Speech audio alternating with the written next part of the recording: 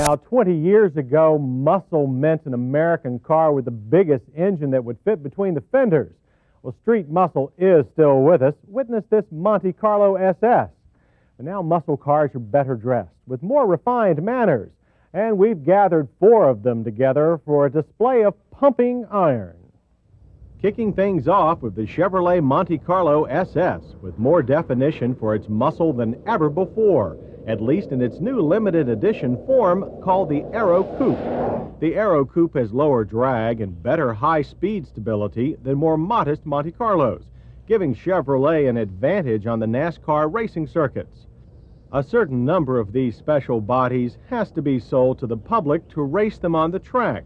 Chevy did that last year, but only in the southeast and midwestern states. This year, anybody can buy an Aero Coupe in white, black, silver, or burgundy. But for the look of a stock car, you give up some convenience. The Aero Coupe's trunk deck lid is shorter than other Monte Carlos, so it's tougher to get things in and out. Aside from the bodywork, not much else here is different from the formal SS. The engine is still a 5-liter high-output V8 with a true 4-barrel carb. It makes 180 horsepower with 225 pound-feet of torque, which gives the Monte impressive, if not breathtaking, performance in the quarter mile. We got 16.6 seconds with a speed of 81. 0 to 60 was also quick at 9.4 seconds. Sure, IROCs and Corvettes will do better, but the average SS buyer is a family man now, so the SS ride is fairly smooth and the handling fairly nimble, far more stable than any muscle car of old.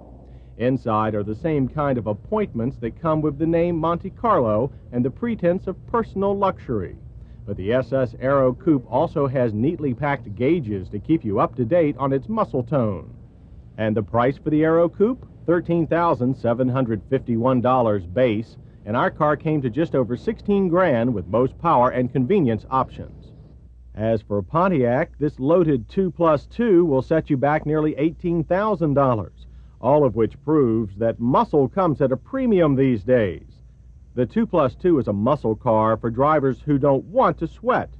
Based on the Grand Prix, the 2+2 rides smoother than the Chevy and comes with almost every luxury item standard. Of course, it still has that too big for its shirt sleeves look and an even smaller trunk opening, something that won't bother people as much as the 2+2's engine. It's anemic at only 150 horsepower. Over at Oldsmobile, there are no new bulges for their mid-size bodybuilder, the 442. In fact, Olds designers have smoothed the 442's lines a bit, and this year's car gets composite headlamps.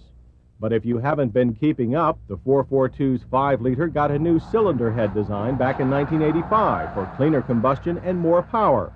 The total now is 170 horses, which puts the Olds just behind the Chevy in straight-line performance. The last car in our tag team doesn't have a V8 engine or aeroback bodywork, but that doesn't keep the Buick Grand National from being the most muscular. Power comes from Buick's 245 horsepower 3.8-liter V6 turbo, equipped with an intercooler that lowers the temperature of the intake charge. When the intake gases are cooled, they contract, and the more they cool, the more you get packed into each cylinder. So when the air is cool outside, the engine makes more power inside. On this 85-degree day, the Grand National covered a quarter mile in 15 seconds at 90 and 0 to 60 in 7 seconds. But when the temperature drops to freezing, you lop nearly a second off the quarter mile and twice as much from 0 to 60. Yes, that means the Grand National is faster than the Corvette, making it the fastest production car in the USA, but only for the northern half and only for half a year. And we should note that in 1985, we put a very well-tuned Corvette automatic through the quarter mile in 13.9 seconds on a 70-degree afternoon. Regardless of the temperature, there's always more power available than the tires can handle, which makes the Grand National the biggest show-off of GM's muscle-bound set. But it's also the most graceful in the turns. Sure, there's front-end plow, but body lean is limited, and with its V6, the Buick carries less weight on its nose, so it feels more agile. Inside, the Grand National gets lots of gray to go with the exterior black, but the chrome they left off the outside is now on the inside. You won't forget that this fastest car in the USA was built by a luxury car division, since for gauges, all you get are these tiny bars in the corner for boost and revs. Base price for the Grand National is just over $14,000, and our car totaled just under $17,000. To save a few dollars, you can order a Regal Sport Coupe with the same suspension and engine as in the Grand National, and you'll have more of a choice of color, too. This brings us to the end of our GM montage of muscle, but not to the end of the story.